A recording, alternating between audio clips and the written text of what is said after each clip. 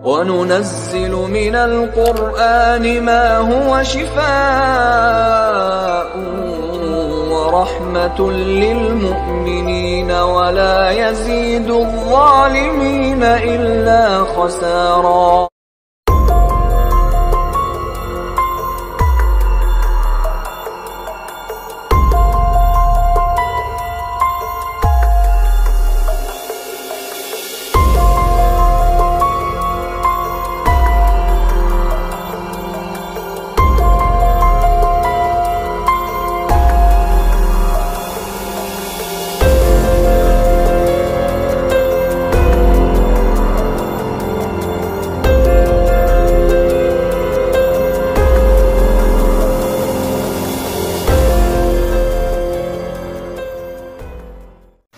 Assalamualaikum warahmatullahi wabarakatuh. Alhamdulillah, sahabat-sahabatku semua yang dimuliakan Allah Subhanahu wa taala. Alhamdulillah, di kesempatan kali ini saya akan membahas ciri-ciri orang yang mana dia ini terkena sihir penghalang pernikahan. Ini banyak sekali yang dialami oleh seseorang ketika dia sudah lamaran, ketika ingin ijab, ingin akad, dia ini pasti ada saja halangannya. Kadang ketika proses lamaran ada aja halangannya, kegagalannya. Maka biasanya orang-orang yang terkena sihir penghalang pernikahan ini biasanya gejala yang sering dialami oleh si pasien. Ini biasanya dia sering merasakan pusing yang tak kunjung sembuh, pusing di waktu tertentu. Waktu dia pusing, dia berusaha minum obat untuk menghilangkan sakit pusingnya, sakit kepalanya. Sudah minum obat ini, obat itu, nggak sembuh-sembuh juga.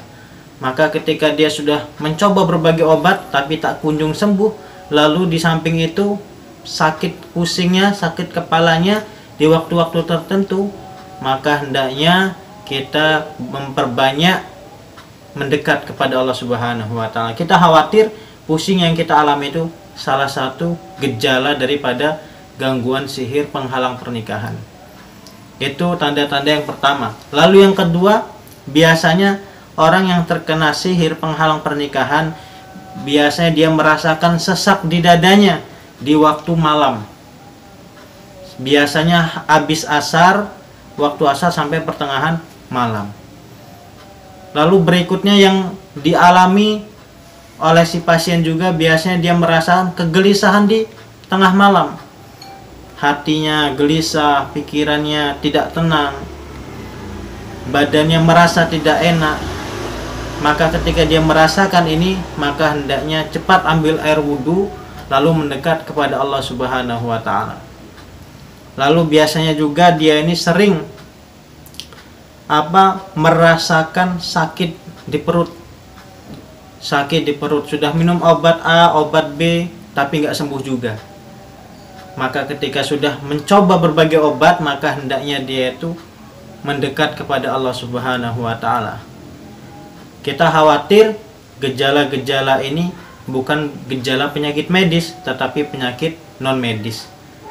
Lalu yang sering terjadi pada pasien yang terkena sihir penghalang pernikahan biasanya ketika ingin lamaran atau ketika ingin akad, ini biasanya calon laki-lakinya melihat calon perempuan ini buruk sekali. Begitu sebaliknya. Maka ketika ini sudah terjadi dari pihak masing-masing, maka hendaknya cepat-cepat meminta perlindungan kepada Allah Subhanahu wa taala.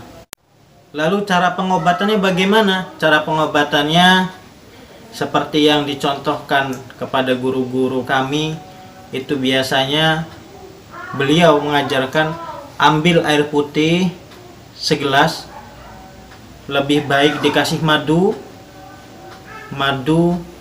dan habatus sauda. Habatus sauda ada yang berupa bubuk, ada juga yang berupa minyak. Terserah dapatnya yang bubuk atau yang minyak, itu dipersilahkan. Lalu setelah itu hendaknya air putih yang sudah dicampur oleh herbal itu diruqyah. Bacaannya apa? Bacakan surat Al-Fatihah. Lalu yang kedua bacakan Al-Baqarah 1-5. Lalu bacakan surat Al-Hasr ayat 21-24. Lalu bacakan ayat kursi, dan jangan lupa bacakan Al-Kafirun 3 kali, Al-Ikhlas 3 kali, Al-Falaq 3 kali, An-Nas 3 kali. Lalu tiupkan di air tersebut, lalu diminum. Insya Allah Allah akan menyembuhkan si pasien yang terkena sihir penghalang pernikahan. Biasanya orang yang terkena sihir-sihir seperti ini yang sudah parah, ini ketika diruqyah biasanya sampai kesurupan. Tapi tidak harus kesurupan, ada juga yang muntah-muntah, ada yang nggak kesurupan, tapi ada juga yang nggak muntah-muntah, tapi dia merasakan keringanan dalam badannya. Ketika dia merasakan hal seperti ini, insya Allah Allah sudah menyembuhkan kita, Allah sudah mengeluarkan sihir dari dalam tubuh kita. Wa idza maritu fahuwa yaswin. Ketika seorang hamba sakit, Allah yang sembuhkan. Idza sa'alta fas'alillah. Ketika kamu meminta sesuatu, maka minta kepada Allah Subhanahu wa taala. Wa idza ista'anta fasta'in billah. Ketika kamu minta pertolongan, maka mintalah kepada Allah Subhanahu wa taala. Maka dari itu, sama-sama kita meminta kepada Allah, memohon pertolongan kepada Allah. Insya Allah Allah mendengar doa-doa kita, Allah mendengar keluh kesah kita. Maka dari itu pasti Allah akan menyembuhkan kita dari segala suatu penyakit, baik medis ataupun non medis. Mungkin itu saja yang saya sampaikan. Semoga video kali ini bermanfaat. Assalamualaikum warahmatullahi wabarakatuh.